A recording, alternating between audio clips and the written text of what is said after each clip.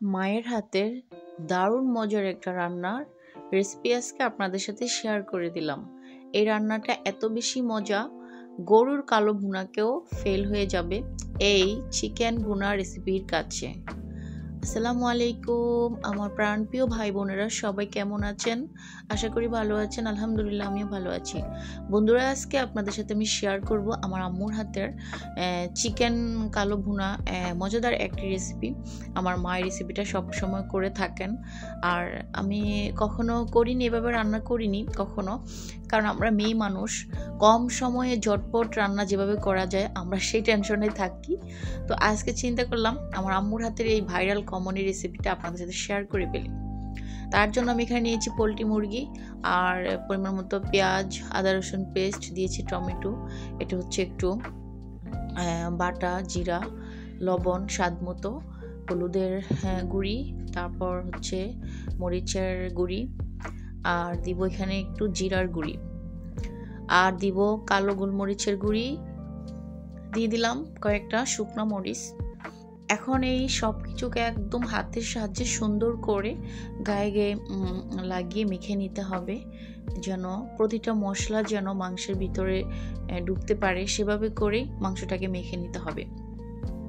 তো বন্ধুরা, এই রান্নাটা এত মজা কি বলবো। একদিন যদি রান্না করো, তুমি যখনই ব্রয়লার মুরগি রান্না করবে তখনই তুমি চিন্তা করবে যে আমি এইভাবে রান্নাটা করব।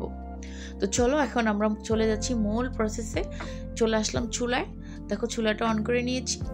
এটা কিন্তু গরু মাংসকে ফেল করে দিবে, হ্যাঁ, এত মজা হয় মানে কি বলবো।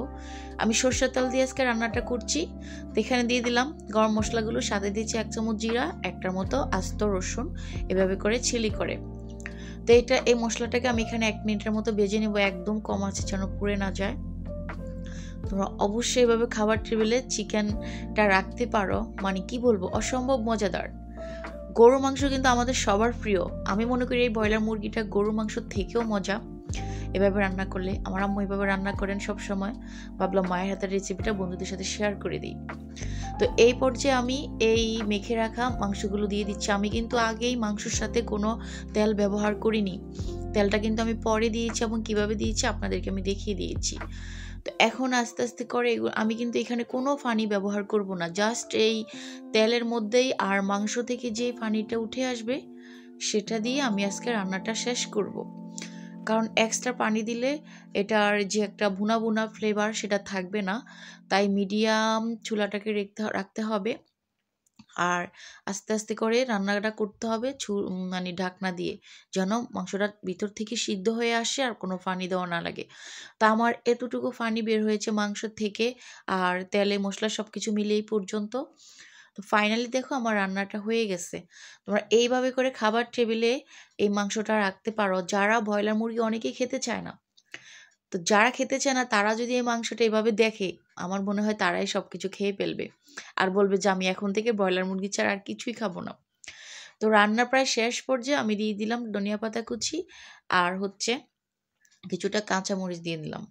তো বন্ধুরা, আমার আজকের ভিডিওটির কোনো অংশ যদি তোমাদের ভালো লেগে থাকে, অবশ্যই আমার চ্যানেলটাকে সাবস্ক্রাইব করে ভিডিওতে একটা লাইক কমেন্ট করে দিবা, পারলে ভিডিওটা শেয়ার করে দিবা।